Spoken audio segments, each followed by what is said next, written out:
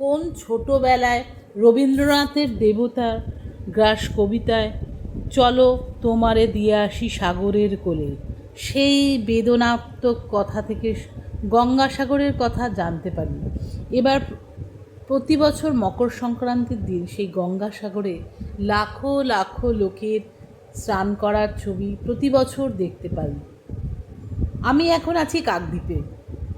একটু আগে শিয়ালদা থেকে নামখানা লোকালে কাকদ্বীপ স্টেশনে নেমেছি। সেখান থেকে টোটো করে চলেছি 4 নম্বর জেটি। এই জেটি এসে পৌঁছলাম। এবার আমরা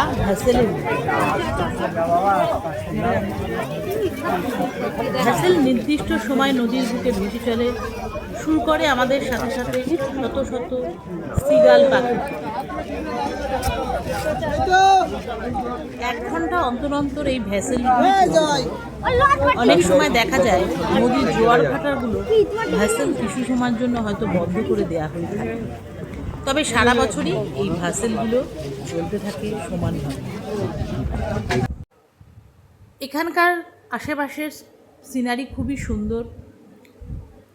আপনারা দেখতে পাচ্ছেন বিরাট রাস্তা হেঁটে আমরা জেটিতে উঠি, কেন নদীর গতিবিধি এখানে সবসময় একরকম থাকে না। প্রত্যেক বছর এই সময় প্রচণ্ড ভিড় হয়। এখন অপেক্ষাকৃত এপ্রিল মাস বলে অতটা ভিড় নেই, কিন্তু একদম ফাঁকাও নেই।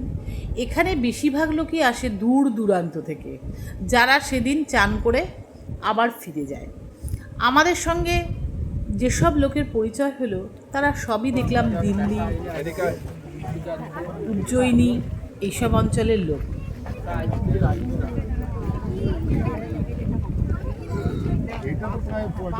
এই যে নৌকাগুলি দাঁড়িয়ে রয়েছে, ভ্যাসেলগুলি দাঁড়িয়ে রয়েছে, এগুলো বিভিন্ন সময় চেঞ্জ করে করে চালানো হয়, বা কোনো সময় ঝড় বৃষ্টি হলে, সংকটজনক পরিস্থিতি হলে এগুলো ভীষণভাবে কাজে লাগে। এখানে আলোর ব্যবস্থার জন্য নদীর মধ্যেই কিন্তু বড় বড় উঁচু উঁচু পিলার লাগিয়ে কারেন্টকে।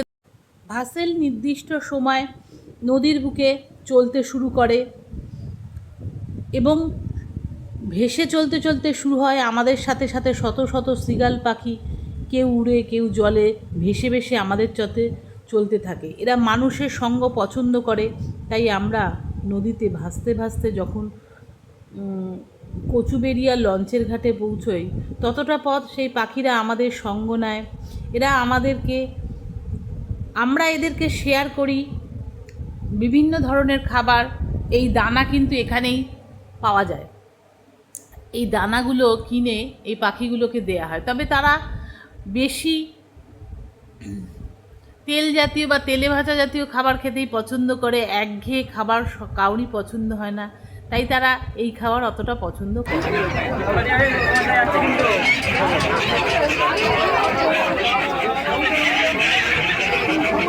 একটার সাথে একটা মনে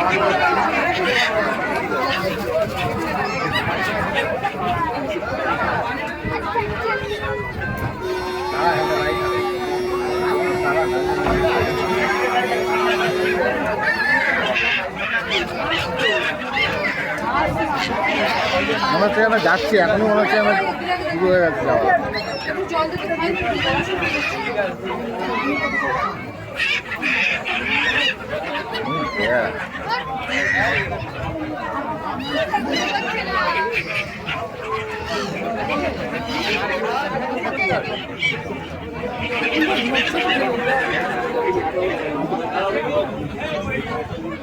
ধরে রাখ, আগে চলে আসবে।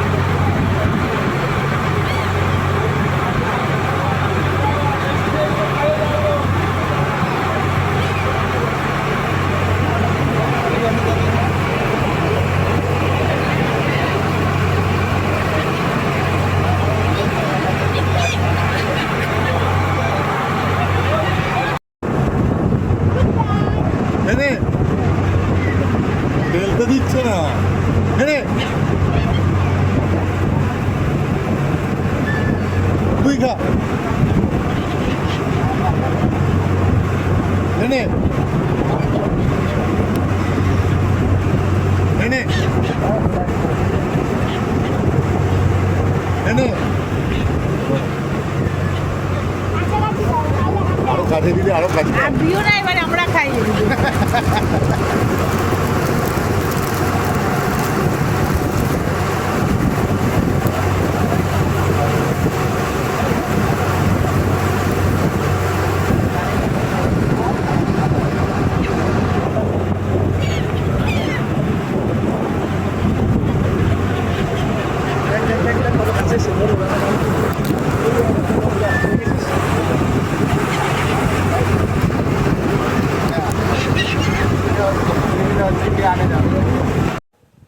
এরপর আমরা শেয়ার গাড়িতে করে কপিল মুনির আশ্রম চত্বরে পৌঁছে যাই। সেখান থেকে সোজা 5 নম্বর ঘাটে পৌঁছাই। সামনেই আমরা স্মৃতিতে থাকা সেই দিগন্ত বিস্তৃত গঙ্গাসাগর।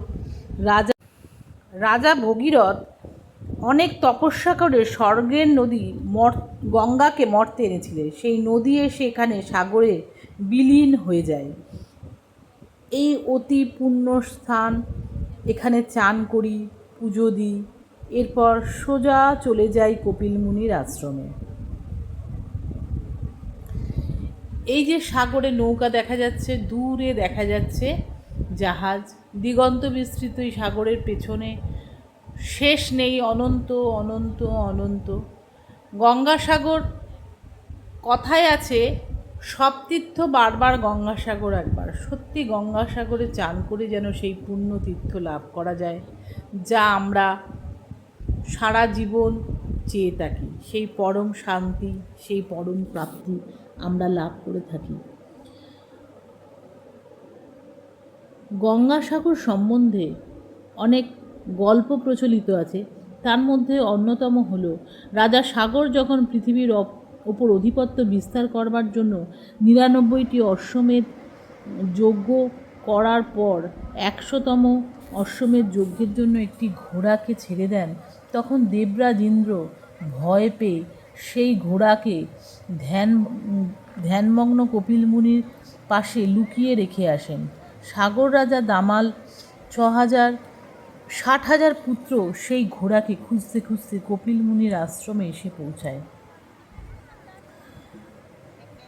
তাদের কোলাহল কপিল মুনির ধ্যানভগ্ন হয়।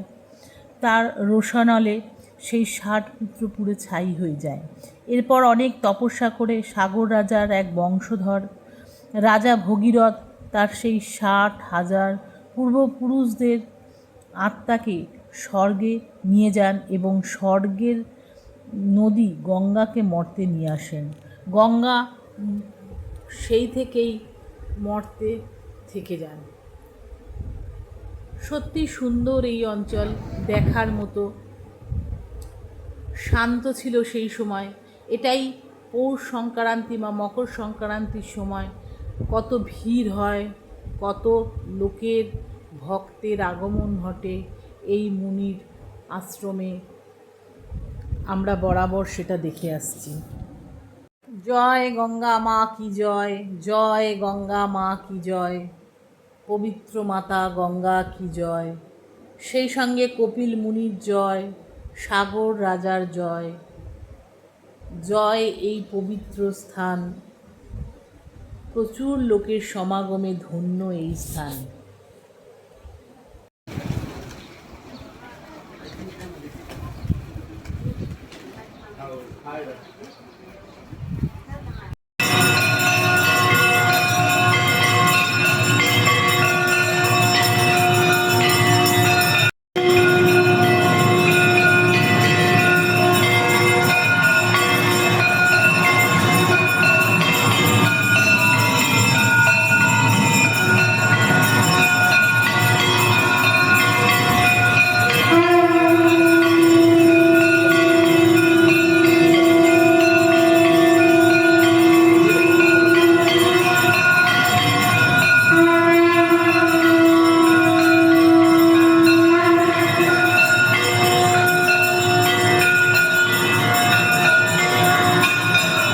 পারলে ঘুরে আসবেন।